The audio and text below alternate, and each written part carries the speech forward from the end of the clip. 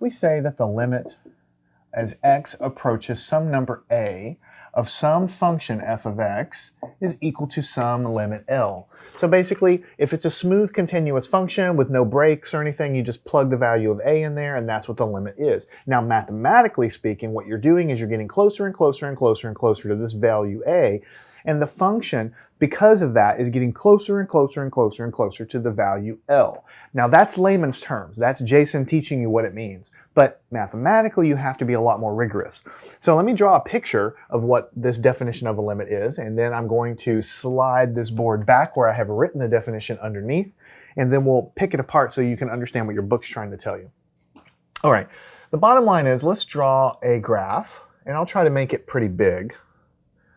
All right, just so we can kind of draw some things here. So this is x, and this would be f of x. So it's just any function. Now, when we do definition of a limit, it applies to any function f of x. So let's just draw some random function. So we'll do this, something like this. Who knows what this function is, but it's some function of x. Notice that this particular one is smooth and continuous, and we're just going to do that for now. But just keep in mind that for the limit to really exist at a point, we'll talk about more exactly what conditions the limit exists. But for now, we're just going to say this guy's smooth and continuous because it's easier to understand. And then we say that, notice we said here, as x approaches some number a. So for the sake of argument, let's say that a is right here. So we're trying to find as x approaches the value a. This could be 3, like x approaches 3, x approaches 4, x approaches 5, whatever. It's any value a.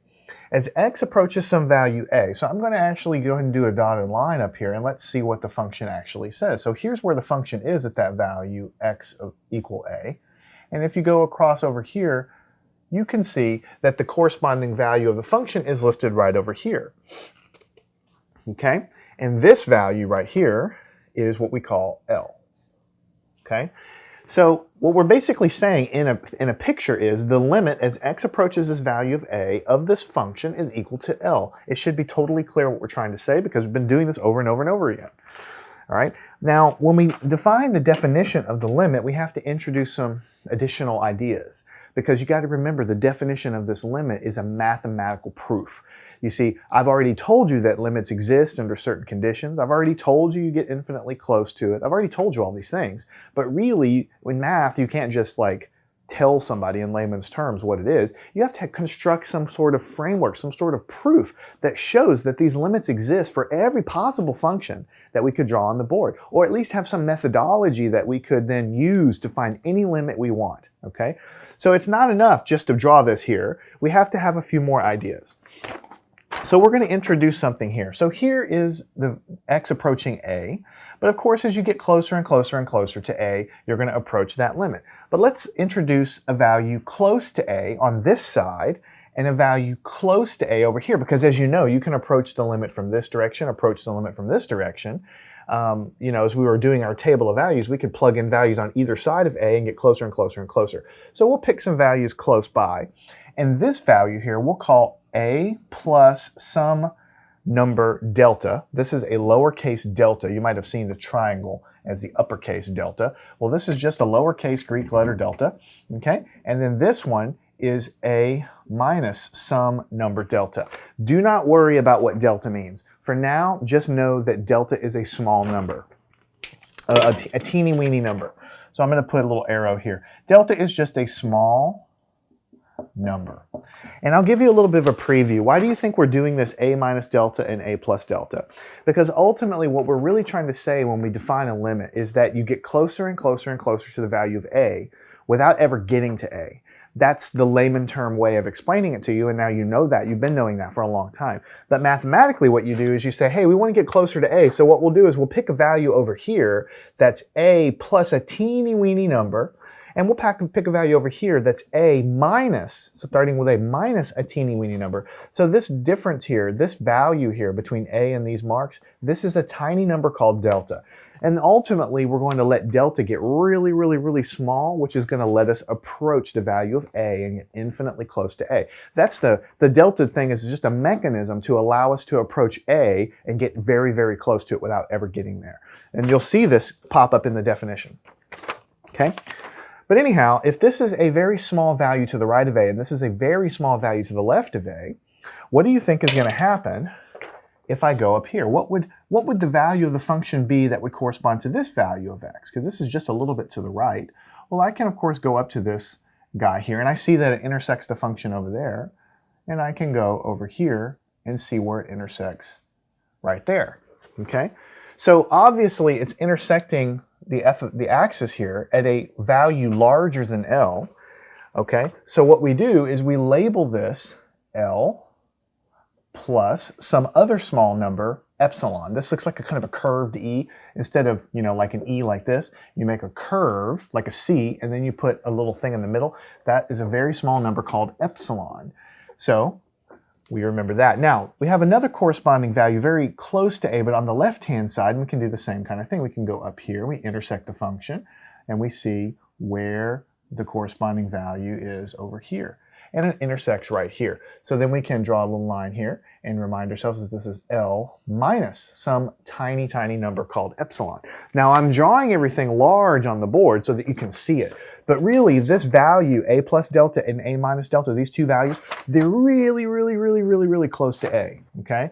And because of that, the corresponding values of the function that correspond to those are really, really, really close to L. One of them's a little bit higher than L, just a little bit higher by the small number epsilon. And this guy is just a little bit lower than L, just a little bit lower by a small number called epsilon. So again, this number here is a small number. The only real takeaway I want you to get from this is that delta is a very small number. In fact, we're going to let it become infinitely small as we approach x approaches A. And we're going to allow epsilon, because of the way it's drawn here, you can see that as these two guys get closer and closer, these are going to get closer and closer. So epsilon becomes a very, very small number as well. So the takeaway that I want you to see from here, okay, is something I'm going to write on the board here. And it's something that you can see from the drawing, but I want to make sure to write it down. Okay, if we make delta very small, what is that going to do? What's going to basically happen is these points, if we make delta really, really small, these points are going to get closer and closer and closer and closer to A. That's what's going to happen. What we're going to say is that x is going to approach A. So this is the mechanism that allows us to take our test value as we plug it in our table or whatever, and it gets infinitely close to A. Making delta small is just basically the mechanism that does that. And then I'm going to draw a little arrow, and then I'm going to say then, and I'll switch colors just to break it up. As a consequence of making this guy get closer and closer to A, what happens then is that epsilon becomes very small.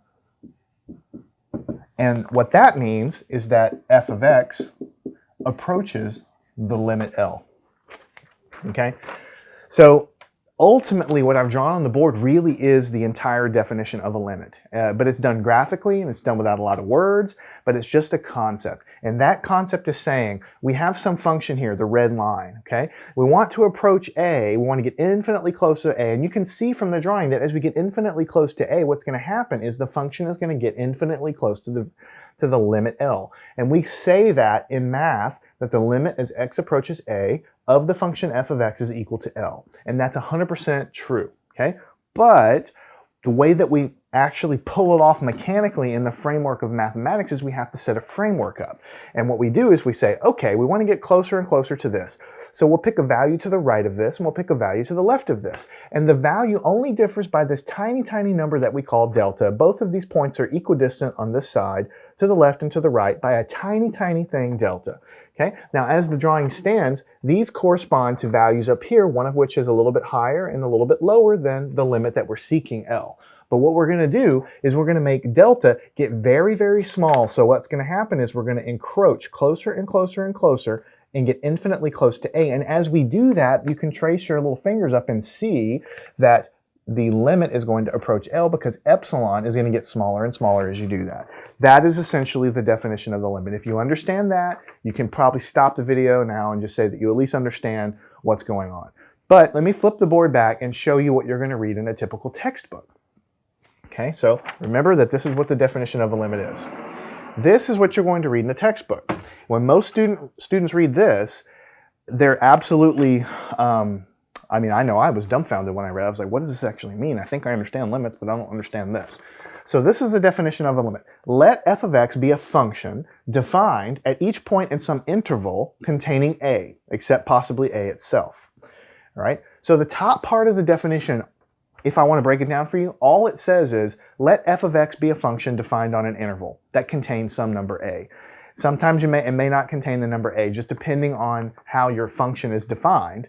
Okay, because you can have piecewise defined functions in certain intervals, but for the sake of understanding this, just the black text, just tell yourself, okay, all this is saying is that their function exists, there's a point A inside an interval. That's basically all it says. The definition of the limit is down here below. It says, then a number L is the limit of f of x as x approaches A in terms of this terminology, which we've been writing down this whole time. Okay, now here's the kicker, here's the punchline, here's the part of it that you wouldn't understand without the drawing before. So this is the limit as x approaches A of the function becomes L if for every number epsilon that's a positive number, epsilon is greater than 0, there is a number delta that's also a positive number that satisfies these conditions. What this first one says is, if the difference between x and A is between 0 and delta, then the difference between the function and the limit is a very small number, epsilon. You might have to read this over and over and over to really understand what it's saying. But in words, what's happening is, what it's saying is, if I let the difference between x and A become really, really small, what it's saying is the difference between x and A gets really small, because remember, delta is a small number. I told you that. Delta is an incredibly small number. It's like an itty-bitty, infinitesimally small number. That's what delta is. So what I'm saying is, if I let my variable x, the difference between x and A is the distance. I'm approaching x, right? So if I'm tracing my finger along, the difference between x and A, if it becomes a really small number between 0 and delta, then the difference between the function and the limit will be a very, very small number. That's exactly what I told you 25 times a second ago. What I'm saying is, as you trace your fingers left and right, every point you have your fingers, there's a distance between the value you have and A, okay? We do that as we make our tables, remember? We plug in values farther away and then closer and closer and closer and closer, right? So the difference between my finger and A, okay, if I let that get really small, if the difference between x and A gets really small, which means this difference here is between 0 and an incredibly tiny number delta, all that is saying is that my finger is very, very, very, very, very, very, very, very, very close to A, but it never quite gets there. Then, if I let this happen, then the difference between the function and the limit L is also going to be a really, really, really small number, okay? All it's saying is that as my finger gets infinitely close to A, then the function gets infinitely close to L, because it differs, the difference between the function and L differs by a very small number. All it's saying is that as I squeeze my fingers this way, then this becomes squeezed together as well. The reason there's absolute values here is because of the way I've drawn the picture. Because I can approach from the left or I can approach from the right. Remember, the absolute value, all it does is it just throws away the sign. It doesn't matter if you're coming from the left or if you're coming from the right, it throws away the sign. So that's why those absolute values are there, because it doesn't matter if I'm approaching from the left of A or from the right of A. It doesn't matter if x minus A is positive or if x minus A is negative. I'm approaching from the other way. Whatever the difference is, I just look at the absolute value, and it's going to be a very small number because it's between 0 and delta, which is incredibly tiny, okay? When this happens, the function itself approaches, the difference between the function and L approaches a very, very, very small value, or it's less than a very, very small value. It doesn't matter if I'm approaching from the top or the bottom. See, this is f of x minus L. F of x minus L, if I'm approaching from this way, like if I'm coming this way, f of x minus L will be positive because this number minus this number is positive. But if I'm coming this way, then this number, f of x minus L, will be negative. But you see, the absolute value sign just throws it away. So the only reason we have absolute value signs in that definition is because it doesn't matter if you approach from the underside, from the left-hand side, to find the limit, or if you approach from the right-hand side to find the limit. Okay, that's the bottom line, is whenever we're looking at a limit at a point like that, okay, then we basically want to be able to come from the left or from the right. And what's happening here is that if we get infinitely close to this point A, which means the difference between the point and A is very, very small, then the difference between the function and the limit approaches this very, very, very small value. There you have it, okay? That is basically it. We can let f of x get as close as we want to L by taking x closer and closer to A, but never quite equaling A. Now, I told you that in the very first section of what is a limit, okay? I mean, that's what I'm here for, so trying to break it down for you. That's the bottom line. I told you from the very first day that you get closer and closer and closer to L, and then the function gets closer and closer. I'm sorry, let me start over. You get closer and closer and closer to A along the axis, and then the function approaches closer and closer and closer to L. This is the mathematical framework that does that. We write the limit down like this. This business, you really never use it practically. It's just defining what the limit does. It's just saying, hey, if you get closer and closer and closer, then the function's going to get closer and closer and closer to the limit. That's all it is saying. And I know that the first time I read that definition of a limit, I stared at these and I stared at these and I stared at these and I stared at these and I didn't quite get it. But the secret is knowing that these two numbers are infinitesimally tiny little numbers. And all it's saying is that if I approach along the axis here, then the function is going to approach that limit. That's all it's saying. So there's no problems for this section. This is mostly just an informational session for you so you understand what this definition is. And as you move on to other sections, you'll understand in your back pocket formally, mathematically what it means. It's also good practice now that you understand this to help you read these types of theorems and definitions in calculus, because there'll be more as time goes on and you'll kind of get a little practice reading one of these guys. If you can understand this one, then you can understand any theorem in a calculus book, because this is kind of one of the more difficult ones to understand.